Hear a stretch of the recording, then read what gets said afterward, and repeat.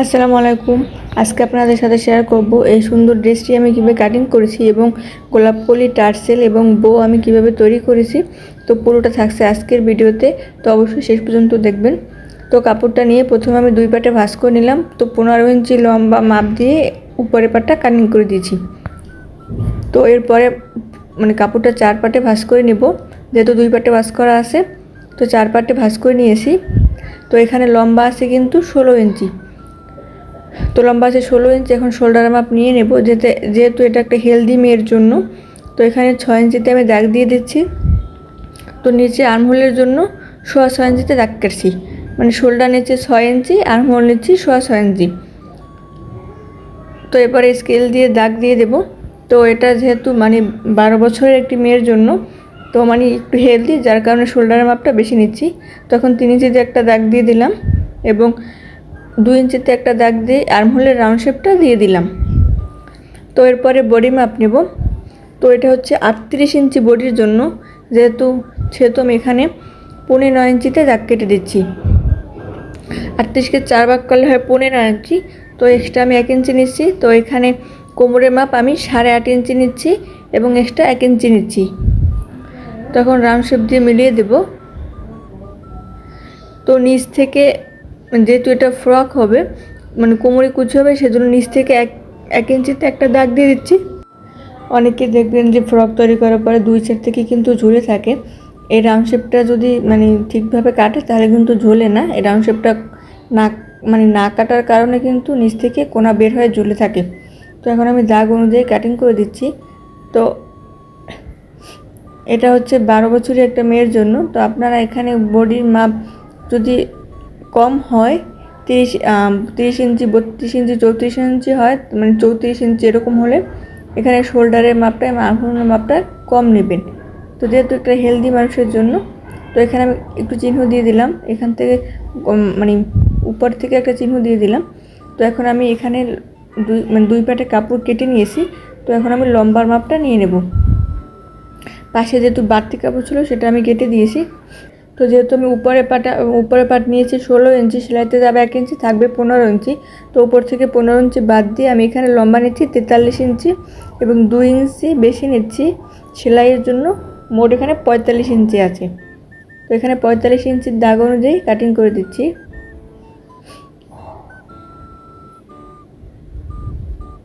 তো 45 ইঞ্চিতে দাগ দিয়ে দিলাম, এরপরে কেটে দিচ্ছি। তো যারা আমার ইউটিউব চ্যানেলে নতুন, ভিডিওটি ভালো লাগলে অবশ্যই চ্যানেলটি সাবস্ক্রাইব করে রাখবেন। তো আমার নিচের পাটও কাটা শেষ। এখানে একটা জোড়া আছে, জোড়াটা কেটে দিচ্ছি। জোড়াটা কাটলে কিন্তু আলাদা 2 পাট হয়ে যাবে। তো এরপরে আমি আপনাকে, যেহেতু আমি এই ফ্রকটা কোটি সিস্টেম দিয়েছি, টার্সেল এবং বো দুটোই কিন্তু তৈরি করেছি। তো টার্সেল এবং বো সেই দুটো কীভাবে তৈরি করেছি সেটা থাকবে আজকের ভিডিওতে। তো মাঝখান থেকে একটা চিহ্ন দিয়ে দিলাম। তো এখন আমি আপনাদেরকে দেখাবো আমি কোটিটা কীভাবে কেটেছি। তো এখানে 2 পাটে একটা কাপড় ভাঁজ করে নিলাম। তো জামার যে উপরের পাটটা আছে, সেই উপরের পাট থেকে একটা পাট নিয়ে সেই কাপড়ের উপরে রেখে এখানে কাপড়টা কেটে দিব। এখানে কিন্তু আমার একটা পাট কোটি কিন্তু সামনের একটা পাটে হবে, শুধু এখানে 2 বাজে ভাঁজ করে কাপড়টা কেটে দিচ্ছি। 4 বাজে ভাঁজ করতে যাবেন না, 2 বাজে ভাঁজ করলেই হবে। আর আমি উপরের পাট, যেহেতু উপরে 2টা পাট থাকে, সেখান থেকে একটা নিয়ে আমি কেটে দিচ্ছি। এখন আমি উপরের পাট এখানে 2.5 ইঞ্চিতে একটা দাগ দিয়ে দিচ্ছি। গলার মাপটা এখানে লম্বা নিচ্ছি 6 ইঞ্চি। তো 6 ইঞ্চিতে একটা দাগ দিয়ে দিলাম। তো এখন 2.5 ইঞ্চিতে একটা দাগ দিচ্ছি। যেহেতু কোটি কিন্তু উপরের পাটের মাপে হয়, তো সেই জন্য উপরের পাটের এক পাট নিয়ে আমি গলাটা কেটে দিচ্ছি। এরপরে কোটির কাপড়টা নিচে রেখে কোটির কাপড়টা কেটে দেব, যার কারণে এই যে উপরের পাটটা কাটা। না, আমি কিন্তু এভাবে কাটি না। গলাটা আমি কখনোই কাটি না। গলা কিন্তু বকরুম দিয়ে সেলাই করে তারপরে কাটি। তো এখন কোটির জন্য আর কি উপরে একটা পাট কেটে নিলাম। এরপরে কোটির যেটা কাপড় কেটেছিলাম সেই কাপড়টা নিচে রেখে এখন আমি কোটির এই গলাটার মাপ অনুযায়ী ওই গলাটা কেটে দেব, যেটা আর কি কোটি হবে। এখন সেই গলাটাও কেটে দিচ্ছি এই গলাটার মাপ অনুযায়ী। তো এখন উপর থেকে উপরের পাটটা সরিয়ে নিলাম। এখন এখান থেকে কোটির মাপটা মানে কোটির যে রাউন্ড শেপটা, তো এখানে 1.5 ইঞ্চিতে একটা দাগ দিয়ে দিলাম। এখন আমি বুক থেকে মানে নিচ পর্যন্ত একটা রাউন্ড শেপ করে দিচ্ছি। কোটির যে একটা রাউন্ড শেপ, সেই রাউন্ড শেপ অনুযায়ী মানে কোটিটা এখন কাটিং করে দেব। তো কোটিটা মানে কিভাবে সেলাই করব মানে করেছি সেটা আর কি দেখাতে পারলাম না। এরকম দেখাতে গেলে কিন্তু ভিডিও অনেক লং হয়, যার কারণে শুধু গোলাপের যে টার্সেল এবং বোটা যে তৈরি করেছি সেটা আপনাদের সাথে শেয়ার করব। তো এই যে দেখেন আমার কিন্তু এই যে কোটির কাপড়টা কাটা শেষ, ঠিক আছে। তো এখান থেকে কিন্তু পাইপিংটা হবে। তো এখন আমি হাতাটা কেটে দিচ্ছি। তো এখানে হাতা লম্বা নিচ্ছি 9 ইঞ্চি, আর্মহোলের জন্য এখানে 3 ইঞ্চিতে দাগ কেটে দেব। তো এখন এখানে রাউন্ড শেপ করে দিচ্ছি। তো এখানে লম্বা দেব আমি 6 ইঞ্চি, 6.5 ইঞ্চি, এখানে 6.5 ইঞ্চি দাগ কেটে দিলাম। নিচে কিন্তু যেহেতু কুচি হবে, তো কুচির জন্য আলাদা কাপড় নেব। তো এখানে আমি 6 ইঞ্চিতে একটা দাগ দিচ্ছি, এক্সট্রা 1 ইঞ্চি নিচ্ছি। তো অবশ্যই লক্ষ্য রাখবেন একটা জিনিস, যে মানে বডি মাপ যদি হয়, মানে বডি মাপ যদি আমি 9 ইঞ্চি নিই, এখানে হাতার চওড়াটা মানে হাতার যে আর্ম হোল সেটা হবে যে 8.5 ইঞ্চি, মানে 1/2 ইঞ্চি কম নিলেই হবে। তো এখানে আমি যেহেতু বডি মাপ আমি 9.5 ইঞ্চি 10 ইঞ্চি নিয়েছি, তো এখানে আমি 9 ইঞ্চি নিয়েছি, এটাই কিন্তু আমার ঠিকঠাক আছে। তখন দাগ অনুযায়ী হাতাটা কেটে দিচ্ছি। এরপরে হাতার নিচে যে কুচি হবে সেটা আপনাদের সাথে দেখাবো। তো এখানে কেটে দিলাম, একটু চিহ্ন দিয়ে দিলাম। তো এখানে হাতার মোহরির মাপ যা আছে তার ডবল কিন্তু নিতে হবে কুচি দেওয়ার জন্য। তো এখানে 14 ইঞ্চিতে একটা দাগ দিয়ে দিলাম। তো এখানে কিন্তু 4 পাটে ভাঁজ করা আছে। তো এখানে লম্বা আছে 5 ইঞ্চি। তো এখানে আমি লম্বা নিচ্ছি 5 ইঞ্চি, 5 ইঞ্চি চওড়া আর কি, চওড়া মানে কুচিটা আর কি হবে 5 ইঞ্চি। তো এখানে দাগ অনুযায়ী কেটে দিচ্ছি। এটা হবে কিন্তু হাতার নিচে কুচি আর কি, হাতাটা ছোট হাতা দিয়ে কুচি হবে। তখন আমি দাগ অনুযায়ী এটা কেটে দিলাম।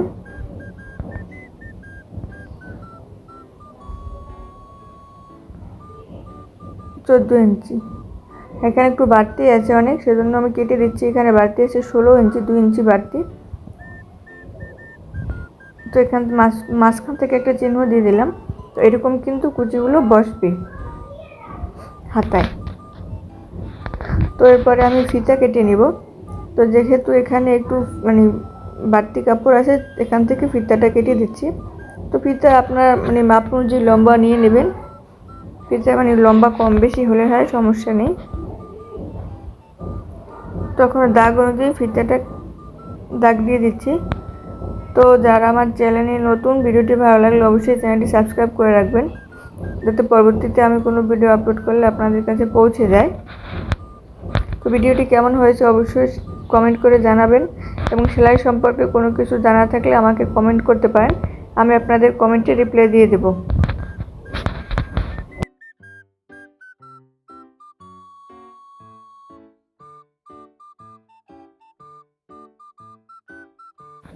তো আমার ফিতা কিন্তু কাটা শেষ। এখন আমি আপনাদেরকে দেখাবো বো এবং টার্সেল কীভাবে তৈরি করব। তো এখানে আমি এক টুকরো কাপড় নিয়েছি। এখানে কাপড়টা লম্বা আছে 15 ইঞ্চি এবং চওড়া আছে 1.5 ইঞ্চি। তো মাঝখান থেকে আমি এখানে সেলাই দিয়ে দেব, মাথা থেকে একটু চওড়া করে এবং নিচ থেকে মানে ফিতা তৈরি করার জন্য। আপনারা খেয়াল করে দেখলেই বুঝতে পারবেন যে আমি মাথা থেকে মানে উপর থেকে কিন্তু একটু মোটা করে এবং নিচ থেকে কিন্তু চিকন করে সেলাইটা দিয়ে যাচ্ছি। তো এই যে ডোরি ফিতাগুলো কীভাবে তৈরি করবেন সেই ভিডিও কিন্তু আমার ইউটিউবে চ্যানেলে আপলোড করা আছে, আপনারা দেখে নিতে পারবেন। তো এই যে দেখেন এখানে কিন্তু সেলাইটা মানে মাথা থেকে উপর থেকে আর কি মানে মোটা, নিচ থেকে কিন্তু চিকন। তো এরপরে সুইটা ঢুকিয়ে এখানে আমি দুইটা মানে সেলাই দিয়ে দেব। সেলাই করার পরে সুইয়ের যে মানে গোড়াটা যেখান থেকে সুতোটা ঢুকিয়েছি সেই উল্টোভাবে কিন্তু ভিতরে ঢুকিয়ে দেব। তো মানে গোড়াটা ঢুকিয়ে এরকম চিকন করে সুইটা এই মাথা থেকে বের করতে হবে। তো এই মাথা থেকে বের করার পরে আস্তে আস্তে টেনে টেনে কিন্তু মানে সুতোগুলো বের করতে হবে। টেনে টেনে বের করার পরে দেখবেন যে মানে এই পাশ থেকে মানে ওই পাশ থেকে মানে কাপড় বের হয়ে আসছে। এরকম হাত দিয়ে ভালো করে টেনে টেনে যাতে সুতোটা আবার ছিঁড়ে না যায় লক্ষ্য রাখবেন। তো এরকম টেনে টেনে বের করলেই দেখবেন যে ওই পাশ থেকে বের হয়ে গেছে। তো কাপড়টা ওই পাশে থেকে বের হয়ে গেলেই কিন্তু উল্টে যাবে, উল্টে যাওয়ার পরেই কিন্তু দড়ি ফিতে তৈরি হয়ে যাবে। তো এই যে দেখেন কাপড়টা কিন্তু উল্টে গেছে, ঠিক আছে। এই যে আমি এখন কেটে দিলাম। তো এইভাবে আমি দুটো ফিতে তৈরি করে নিয়েছি। তো এখানে একটা কাপড় নিয়েছি লম্বা 10.5 ইঞ্চি এবং এখানে চওড়া আছে 4 ইঞ্চি।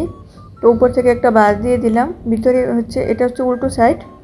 তো এখানে আমি 3 পাশ ঘুরিয়ে সেলাই করে দেব, যেহেতু এক পাশ আছে বন্ধ সাইড, তো 3 পাশ ঘুরিয়ে সেলাই করে দিতে হবে, ঠিক আছে। তো 3 পাশ ঘুরিয়ে সেলাই করে দিলাম, সেলাই করে দিয়ে এক পাশ থেকে 1 ইঞ্চির মতো জায়গা ফাঁকা রাখতে হবে, যেখানে আমি কাপড়টা টেনে টেনে আর কি বের করতে পারি যাতে। এই যে আমি এখান থেকে কিন্তু 1 ইঞ্চির মতো ফাঁকা রেখেছি। তো আপনারা লক্ষ্য করলে বুঝতে পারবেন যে আমি কীভাবে কাজটা করছি। এখন এই যে হাত দিয়ে টেনে টেনে ভিতরে যে সোজা সাইড, সেই সোজা সাইডটি কিন্তু বের করছি। এটা দিয়ে আর কি যেটা বোটা তৈরি করার জন্য। তো এখন ঘুরিয়ে ঘুরিয়ে কিন্তু মানে পুরোটা বের করে ফেলেছি। তো যেখান থেকে আমি কাপড়টা উল্টিয়েছি মানে যেটুকু ফাঁকা রেখেছিলাম, তো এখন সেখান থেকে এই জায়গাটা কিন্তু ফাঁকা রেখেছিলাম। তো এখান থেকে এখন মাথা থেকে একদম একটা সেলাই দিলেই হবে। তো এখান থেকে আমি একটা সেলাই দিয়ে দিচ্ছি, সেলাই দিয়ে ফাঁকা জায়গাটা আটকে দিচ্ছি।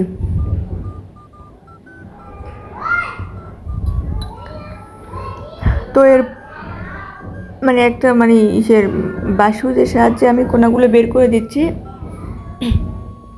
তো এরপরে মাঝখান থেকে একটা ভাঁজ করে মাছ বরাবর একটা সেলাই দিয়ে দেব। তখন একটা দাগ দিয়ে দিচ্ছি।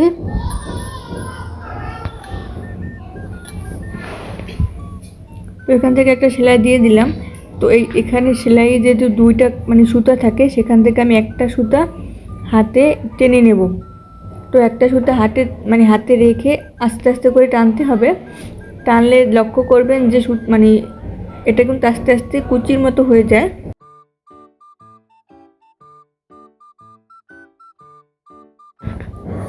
তো সেই কুচিটাই কিন্তু মানে তার উপরে কিন্তু কাপড় লাগালে কিন্তু বোটা হয়ে যাবে। তো আপনারা দেখে কিন্তু বুঝতে পারছেন যে আমি কীভাবে করছি। তো এখন আমি যে সুতোটা আর কি হাতে রেখেছিলাম টেনে টেনে, তো সেটা দিয়ে আর কি পেঁচ দিয়ে দিচ্ছি। তো সেটা দিয়ে পেঁচ দিয়ে আটকে দিচ্ছি, যাতে আবার মানে সুতোটা ছিঁড়ে না যায় বা মানে কুচিগুলো যাতে এলোমেলো হয়ে না যায়। তো এরপরে কিন্তু আমি আলাদা একটা কাপড় এখানে সেলাই করে লাগিয়ে দেব। তো এই যে দেখেন আমার কিন্তু মানে বোটা প্রায় কমপ্লিট। তো এরপর আমি একটা কাপড় নিয়েছি, এখানে লম্বা আছে 3.5 ইঞ্চি এবং চওড়া আছে 1.5 ইঞ্চি। তো এখানে মানে দুই মাথা এক জায়গা করে মাঝখান থেকে একটা ভাঁজ করতে হবে। তো আপনারা দেখেন আমি কীভাবে ভাঁজটা করছি, দেখলে কিন্তু বুঝতে পারবেন যে আমরা যেভাবে পেটিকোটের মানে ফিতা যেভাবে তৈরি করি সেইভাবে। তো এখানে মানে একটা সেলাই করে দিচ্ছি মাথা থেকে। তো সেলাই করে এই ফিতাটা কিন্তু বোর উপরে আমি বসিয়ে দেব। তো এই যে বোটা এভাবে হাত দিয়ে ধরে এরকম ঘুরিয়ে ঘুরিয়ে ঘুরিয়ে পেঁচিয়ে এরপরে আমি সুতার সাহায্যে সেলাই করে দিতে হবে। তো এরকম মানে ভালো করে ঘুরে এখন একটা সুতার সাহায্যে আমি সেলাই করে আটকে দেব। এখানে তো আর মেশিনে সেলাই দেওয়া যায় না, তো যেখানে মানে সব জায়গায় যেখানে সুতা ব্যবহার করার দরকার সেখানে তো করতেই হবে। তো এখানে আমি এখন একটা সুতার সাহায্যে সেলাই করে আটকে দিচ্ছি।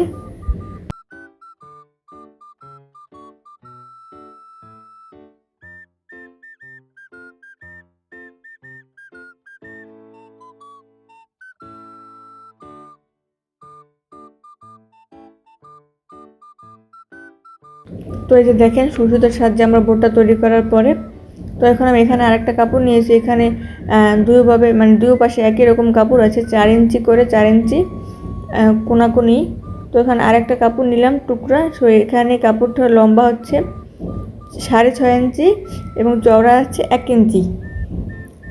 তো আমি ওই যে এই কাপড়টা কোনাকুনিভাবে ভাঁজ করে দিলাম। তো এটা আমি গোলাপ কলি টার্সেল তৈরি করার জন্য।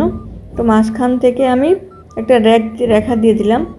তো এখানে আমি এই কাপড়টা পাইপিং দেওয়ার জন্য আর কি মাঝখান থেকে একটা ভাঁজ করে নিয়েছি।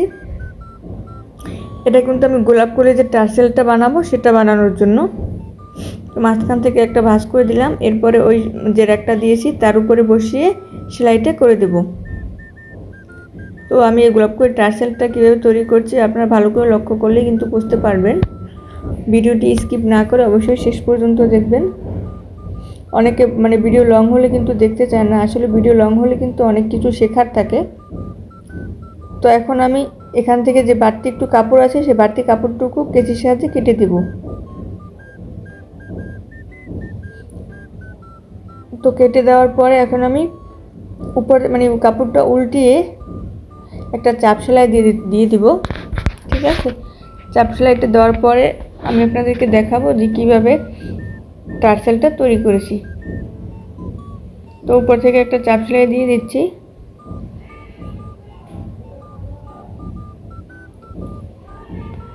তো এখন ঘুরিয়ে সোজা সাইডে দিয়ে দেখাবো। এটা হবে কিন্তু এটা কিন্তু পাইপিং। তো এখন আমি আবার ভাঁজ করে নিলাম। এরপরে বাড়তি কাপড়টুকু কেটে দিব। তো বাড়তি কাপড়টুকু কেটে দেওয়ার পরে ওই যে ফিতা তৈরি করেছি সেখান থেকে একটা ফিতা নিয়েছি। তো ফিতাটা ধরে 2 কোণা, তার উপরে এই একটা কোণা রেখেছি, এরপরে অন্য একটা কোণা রেখেছি। এরপরে এখানে একটু সামান্য কুচির মতো দিয়ে কিন্তু এখানে তার উপর দিয়ে সেলাইটি করে দিতে হবে। তো সামান্য একটু কুচির মতো দিয়ে আমি এখানে ডাবল সেলাই করে দিচ্ছি। আপনারা চাইলে একটাও দিতে পারেন, আমি সব জায়গায় ডাবল সেলাই ব্যবহার করি। তো এরপরে এখানে সেলাই করার পরে বাড়তি যে কাপড়টুকু আছে সেই কাপড়টুকু কেটে দেব কেচির সাহায্যে। তো কেটে দেওয়ার পরে আমি কাপড়টা যখন উল্টিয়ে নিব, এই যে দেখেন উল্টানোর পরে কিন্তু আমার গোলাপের যে টার্সেল, গোলাপ কলি যে টার্সেল কিন্তু তৈরি হয়ে যাবে। তো এই যে আমার গোলাপ টার্সেল রেডি। তো সেমভাবে কিন্তু আমি 2টা টার্সেল তৈরি করে নিয়েছি। এখন এটা আমি সেলাই করে বোর উপরে আটকে দেব। তো সেলাই করার জন্য 2টা টার্সেল একসাথে সেলাই করে আটকে দিচ্ছি যাতে আর কি ছুটে না যায়। তো সেলাই করা শেষ। এখন আমি সুতা দিয়ে এই বোর উপরে উল্টো সাইডে সুতা দিয়ে সেলাই করে আটকে দিচ্ছি। সেলাই করে আটকে দিতে হবে, ঠিক আছে। সুতা দিয়ে কিন্তু সেলাই করতে হবে, এটা কিন্তু মেশিনে সেলাই করা যাবে না। তো এরপরে আমি কোটির উপরে বসাবো। তো এই হলো আমার টার্সেল, গোলাপ কলি টার্সেল এবং বো। তো এখন আমি যে কোটিটা যে উপরে ড্রেসের উপরে বসিয়ে সেলাই করেছি, সেলাই করে আটকে দিয়েছি, সেই কলির মাঝখান থেকে উপর থেকে আর কি আমি এই যে বো এবং টার্সেল এটা আটকে দিচ্ছি। তো মেয়েদের ফ্রক এবং সেলাইয়ের অনেক ভিডিও আমি ডিসক্রিপশান বক্সে দিয়ে দেবো, আপনারা চাইলে দেখে দিতে পারবেন। তো ভিডিওটি কেমন হয়েছে অবশ্যই কমেন্ট করে জানাবেন। এবং এটা হচ্ছে ফাইনাল লুক, সেটা তো আমি প্রথমে দেখিয়েছি। তো ড্রেসটা কেমন হয়েছে অবশ্যই কমেন্ট করে জানাবেন। তো সেলাই সম্পর্কে কোনো কিছু জানা থাকলে আমাকে কমেন্ট করতে পারেন, আমি আপনাদের কমেন্টে রিপ্লাই দিয়ে দেবো। তো দেখা হবে পরবর্তী কোনো ভিডিওতে। সবাই ভালো থাকবেন, আমার জন্য দোয়া করবেন। আসসালামু আলাইকুম, আল্লাহ হাফেজ।